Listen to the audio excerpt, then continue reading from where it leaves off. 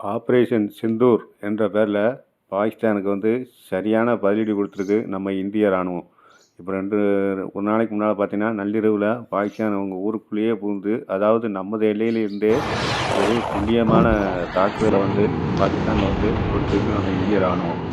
ஏன்னா அந்த அளவுக்கு ஒரு துல்லியமான தாக்குதலை இந்த உலகத்தில் யாருமே இந்த அளவுக்கு செஞ்சிருக்க மாட்டாங்க. ஏன்னா என்ன காரணம்னா, அவங்க ஊருக்குள்ளேயே போகாமல் நம்ம எல்லையிலேருந்து கிட்ட 50 கிலோமீட்டர், 40 கிலோமீட்டர், 30 கிலோமீட்டர்னு ஒரு தூரத்தில் உள்ள ஒரு இலக்கை ஒரு துல்லியமாக தாக்கிட்டாங்கிறது ஒரு விசித்திரமான படைப்பாக தான் சொல்லணும். ஏன்னா ஒரு ஒரு இதை எடுத்து தாக்கும்போது எதாக இருந்தாலும் சரி, பக்கத்தில் உள்ளவங்க மற்ற ஒரு சிவிலிகளோட வீடு எல்லாம் தாக்கப்படுது. ஆனால் இந்த விஜய்க்கு நம்மளோட இலக்கு தீவிரவாதி மட்டும்தான் அப்படிங்கிற ஒரு இலக்கை வச்சு நம்ம பக்கத்து வீட்டில் உள்ள எந்த சேதமும் இல்லாமல் அந்த தீவிரவாதியோட வீட்டை மட்டும் ஒரு தீ வச்சு தாக்குங்கிறது ஒரு ஒரு அசாதாரணமான சூழல் தான் சொல்லணும். ஏன்னா அந்தளவுக்கு தாக்கி கிட்டத்தட்ட ஒரு இடம் இல்லை 9 இடங்களை துல்லியமாக தாக்கியிருக்கோம். அதுவும் பார்த்தீங்கன்னா 2 சிங்கப்பெண்கள் அதை தாக்கிட்டாங்க.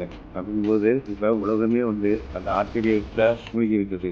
இதுலேருந்து தெரியும் நம்மளோட இராணுவ வலிமை என்னன்னு பாகிஸ்தானுக்கு தெரியும். ஏன்னா மீண்டும் அத்துமீறிக்கிட்டே இருக்குது. கிட்டத்தட்ட ஒரு 20 வருஷமாக நம்ம இந்திய நாட்டுக்குள்ளே புரிஞ்சு அடாவடித்தனம் பண்ணி பார்த்துருக்காரு. பகல்காம் பற்றி அதான் அப்பாவி சுற்றுலா பயணிகளை போட்டுருக்காங்க. அதுக்கு ஒரு பதிலடியாக இப்போ ஆப்ரேஷன் சிந்தூர்னு சொல்கிறாங்க. இதுலேருந்து